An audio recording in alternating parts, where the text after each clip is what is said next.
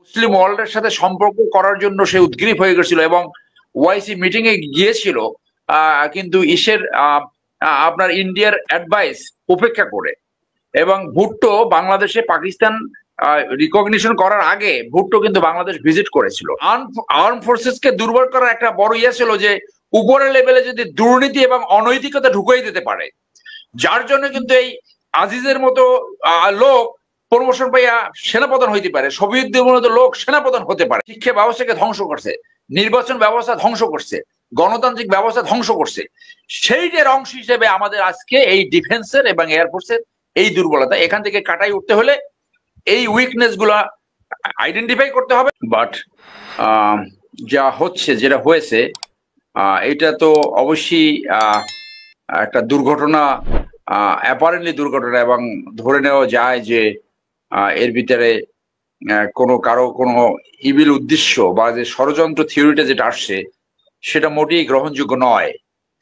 কিন্তু আমি এটা একটা অন্য একটা পার্সপেক্টিভে বলতে চাই। গতকালকে আপনারা এখানে আলোচনা করেছি যে 1947 সাল, দেন 71 সালে যে বাংলাদেশ ভাগ হলো, এই ভাগের সময় তখন 1948 সালে নেহরু বলছিল যে তাদের ইন্ডিয়াতে তারা বঙ্গ বলতো, বঙ্গ থেকে কোনো হিন্দুদের ওখানে মাইগ্রেট করার দরকার নাই। পাকিস্তান এবং অন্য অন্য জায়গা থেকে যে হিন্দুরা আসতো তাদেরকে তারা ওয়েলকাম করতো। কারণ কি, সে ভাবছে, তার সেই সময় বক্তব্য ছিল যে এই দেশটা স্বাধীনতা সার্বভৌমত্ব রাখতে পারবে না, এইটা ডিসইন্টিগ্রেটেড হবে, এবং তাদের ভাষায় পূর্ববঙ্গ কোনোভাবে তারা রাষ্ট্র শাসন করতে পারবে না, একসময় এটা ইন্ডিয়ার অংশ হয়ে যাবে। সো ওই ধারণা থেকে, এই নেহরিয়ান এই থিওরি থেকে, ওই ধারণা থেকে তারা এখন পর্যন্ত সরে যেতে পারে নাই। তো সেইটা 71 সালে আমরা সবাই জানি, যারা ওয়াকিবহাল, যারা পড়াশোনা করে, যে ইন্ডিয়ান যে সাপোর্ট, একটা গ্রুপ, ইন্ডিয়ান একটা পাপেট গ্রুপ, যারা আজীবন কৃতজ্ঞ থাকতে চায় ইন্ডিয়ার প্রতি, যারা সেই সময় ওই মুজিব বাহিনীর সদস্য, যারা রয়্যাল রিক্রুটেড, ওদের ভাষ্য আলাদা, ওরা খায় দেয় বাংলাদেশে আর ইন্টারেস্ট রক্ষা করে ইন্ডিয়া বাংলাদেশকে স্বাধীনতা যুদ্ধে সমর্থন দেওয়ার মূল কারণ ছিল পাকিস্তানকে ডিভাইড করা, তাদের ডিফেন্স স্পেন্ডিং কমানো। এইটা ছিল মূল কারণ। এবং তারা ভাবছে যে বাংলাদেশের স্ট্যাটাস হবে at best like a Bhutan. তো সেইটা যখন পারে নেই, আপনি জানেন যে শেখ সাহেব কিন্তু এই 73 সালের শুরুতেই মুসলিম ওয়ার্ল্ডের সাথে সম্পর্ক করার জন্য সে উদ্গ্রীব হয়ে গেছিল এবং ওআইসি মিটিং এ গিয়েছিল, কিন্তু আপনার ইন্ডিয়ার অ্যাডভাইস উপেক্ষা করে। এবং ভুট্টো বাংলাদেশে পাকিস্তান রিকগনিশন করার আগে ভুট্টো কিন্তু বাংলাদেশ ভিজিট করেছিল। সো সেইখান থেকে কেন এই ঐতিহাসিক প্রেক্ষাপটে আমি টানলাম, আমার ক্ষুদ্র জ্ঞানে, যেটা আমি আন্তর্জাতিক সম্পর্কে ছাত্র, মিলিটারি অফিসার, এখন লিগ্যাল প্র্যাকটিস করি, লিঙ্কনসিন ব্যারিস্টার, আমার এই ক্ষুদ্র জ্ঞান থেকে, যে ওরা বাংলাদেশকে এই জায়গায় 2009-এর আগে নিতে পারে নাই। প্রথম অন 11 এটা তাদের অনেক কন্ট্রিবিউট ছিল এবং তাদের তাদের তাদের খেলার অংশ। এই প্রথম অন 11-এর পরে এই বাংলাদেশকে 2009 থেকে পরিপূর্ণভাবে তাদের যে উদ্দেশ্য, সেই উদ্দেশ্য প্রতিফলন করার ক্ষেত্র প্রস্তুত করেছে। তারা আওয়ামী লীগকে জনসমর্থন করে আওয়ামী লীগকে ক্ষমতায় থাকার জন্য কমপ্লিটলি ইন্ডিয়ার উপরে ডিপেন্ডেবল করে ফেলছে।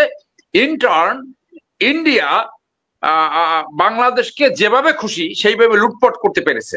120টা চুক্তি এবং সমঝোতা স্মারক করছে। এখন পর্যন্ত আমরা জানি না আমাদের স্বার্থ সেখানে কতটুকু লঙ্ঘিত হয়েছে, কতটুকু সুরক্ষিত হয়েছে। তাদের এই যে ইন্ডিয়ার ক্ষমতায় থাকার জন্য আজীবন ইন্ডিয়া আওয়ামী লীগ ক্ষমতায় থাকবে, আওয়ামী লীগকে কেউ পতন ঘটাতে পারবে না। শেখ হাসিনা নিজে বলছে যে আমার পতন ঘটাতে পারে এমন কেউ এই পৃথিবীতে নাই। তো তাকে এই পতন ঘটাতে পারে না, ক্ষমতায় থাকতে হবে ইন্ডিয়ার বদৌলতে, আর ইন্ডিয়া বাংলাদেশকে একটা প্রভিন্স হিসেবে ব্যবহার করবে। সেই পলিসির অংশ ছিল যে আমাদের ডিফেন্স, যে আর্ম ফোর্সেসকে উইক করা, আর্ম ফোর্সেসকে আনপ্রফেশনাল করা, এবং আর্ম ফোর্সেসকে দুর্বল করার একটা বড় ছিল যে উপরের লেভেলে যদি দুর্নীতি এবং অনৈতিকতা ঢুকিয়ে দিতে পারে, যার জন্য কিন্তু এই আজিজের মতো লোক প্রমোশন পাইয়া সেনাপ্রধান হইতে পারে, সবিউদ্দিনের লোক সেনাপ্রধান হতে পারে।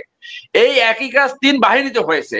তার আর একটা প্ল্যান ছিল যে বাংলাদেশে যাতে এয়ারফোর্স ফাইটিং ক্যাপাবিলিটি অর্জন করতে না পারে, এবং সেই সাথে আছে লোক, ব্যবসা এবং আপনি জানেন যে MiG-29 নিয়ে কিন্তু একই কেলেঙ্কারি হয়েছে। 96 থেকে 2001 টার্মে আওয়ামী লীগ কিন্তু ওই MiG-21 এর ধারাবাহিকতায় MiG-29 কিনেছিল, এবং সেইখানে আমরা খুব ক্লোজ সোর্স থেকে শুনেছি সেই MiG-29 নিয়ে কেলেঙ্কারি হয়েছে। উপর থেকে দেখাইছে অরিজিনাল, কিন্তু আপনার কাট প্যাট বিভিন্ন অংশ মিলালে দেখা গেছে যে সব নাম্বার মিলে না, অর্থাৎ পুরাতন যে এয়ারক্রাফট ফাইটার যেগুলো ছিল সেইখান থেকে অস্ত্র, সেইখান থেকে পার্টস এখানে মিলে তারপর সেটাকে বিক্রি করেছে, এবং সেটা নিয়ে একটা মামলা চলছে। তো সেই ক্ষেত্রে এই যে আমাদের ইয়াং অফিসাররা যারা যারা এয়ারফোর্সে জয়েন করে, যারা ফাইটার পাইলট হবে, তাদের জীবন আমরা ঝুঁকির কিভাবে ফেলেছি। যত বলুক যে ইঞ্জিন নিয়ে এটাকে কম্প্রোমাইজ করা হয় না বা ইনস্ট্রুমেন্ট নিয়ে, তারপরও বলা হচ্ছে কি মেকানিক্যাল ফল্ট। মেকানিক্যাল ফল্ট কেন হয়? যখন পুরাতন ইঞ্জিন হয়ে যায় লেমন সেন্সে, এবং সেটা যখন এটাকে মেনটেনেন্স ঠিক মতন করা না হয়, পুরাতন instrument is subject to more mechanical fault. এটা কে না জানে? এটা তো আমাদের সায়েন্সের ছাত্র হওয়ার দরকার নাই। আর আমরা তো আর্মিতে চাকরি করাকালীন আমাদের যে পরীক্ষাগুলো হয়তো প্রাইমারি মিলিটারি সায়েন্স পড়ানো হতো। তো এইগুলো করায় এই মূল উদ্দেশ্য ছিল যে গত 15 বছরে ইন্ডিয়া বাংলাদেশের যে প্রতিষ্ঠানগুলো ধ্বংস করেছে, ডিফেন্স ইনস্ট্রুমেন্টকে ধ্বংস করেছে, আর্ম ফোর্সেসকে উইক করেছে, আর্ম ফোর্সেসের ভিতরে অনৈতিকতা এবং করাপশন ঢুকিয়ে দিয়েছে, সেইটার রেজাল্ট হইলো এই ট্রাজেডি, এই যে গতকালকে যে ট্রাজেডি ঘটছে। সেখান থেকে উত্তরণ করতে হলে বাংলাদেশের সশস্ত্র বাহিনীকে সবার আগে মুক্ত করতে হবে, যেটা কালকের আলোচনা আপনাকে বলেছি। এবং বাংলাদেশের কোনো নাগরিক বাংলাদেশের স্বার্থ ক্ষুণ্ণ করে যদি এই রয়ের স্বার্থ মানে ইন্ডিয়ার স্বার্থ করে তাদেরকে ধরে তাদেরকে ওই যে রাষ্ট্রদ্রোহী মামলায় বিচার করতে হবে, প্রয়োজন মধ্যে নতুন আইনও করা যেতে পারে। সবার আগে আমাদের সশস্ত্র বাহিনীকে মুক্ত করতে হবে। আপনি জানেন যে রয়ের সাথে কানেকশন করে পানিশমেন্ট দেওয়া হয়েছে মাত্র 10 বছর। যার ফাঁসি হওয়ার কথা ছিল, যার যাবজ্জীবন জেল হওয়ার কথা ছিল, সেইখানে একটা এয়ারফোর্স অফিসারকে মাত্র 10 বছর জেল দিছে।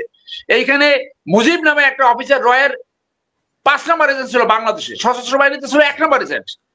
আকবর যে পালাই গেছে, এই যে ডিজি ভাই ছিল রয়ের এজেন্ট, এরা পালাইলো কিভাবে? এইটার তো দায় দায়িত্ব লাইবিলিটি এখন নির্ধারণ হয়, কিভাবে পালাইলো এইটা তো মানুষ আমার জানার অধিকার আছে। তো যার কারণে আমাদের সশস্ত্র বাহিনীকে যেভাবে ধ্বংস করেছে এই ইন্ডিয়া, সেইখান থেকে পরিত্রাণ করতে হলে আমাদের আর সশস্ত্র বাহিনীকে প্রফেশনাল দিকে ফেরত আনতে হবে। আর ইন্ডিয়া কি করেছে? আমাদের অর্থনীতিকে ধ্বংস করছে, আমাদের বিচার ব্যবস্থাকে উইক করেছে, আমাদের শিক্ষা ব্যবস্থাকে ধ্বংস করছে, নির্বাচন ব্যবস্থা ধ্বংস করছে, গণতান্ত্রিক ব্যবস্থা ধ্বংস করছে। সেইটার অংশ হিসেবে আমাদের আজকে এই ডিফেন্সের এবং এয়ারফোর্সের এই দুর্বলতা, এখান থেকে কাটাই উঠতে হলে এই উইকনেস গুলা আইডেন্টিফাই করতে হবে, এবং যারা রেসপন্সিবল তাদেরকে শাস্তির সম্মুখীন করতে হবে, প্রফেশনাল অফিসারকে সামনে আনতে হবে, এবং বাংলাদেশকে ফাইটিং ক্যাপাবিলিটি এয়ারফোর্স আমাদের গঠন করতে হবে, যেটা পাকিস্তান পেরেছে। একসাথে 190টা ফাইটার জেট তারা উড্ডয়ন করেছিল পাকিস্তানের বিভিন্ন টার্গেট হিট করার জন্য। সেইখানে তারা তাদের ফাইটিং ক্যাপাবিলিটি আছে বলে only by air power Pakistan ইন্ডিয়ার এই এয়ার অ্যাটাককে থামিয়ে দিয়েছে। 5টা ফ্লাইট সাথে সাথে ধ্বংস করেছে, সেই পাইলট গুলো নিহত হয়েছে। সর্বশেষ আমরা ট্রাম্পের মুখে সেই কথা শুনতে পেরেছি।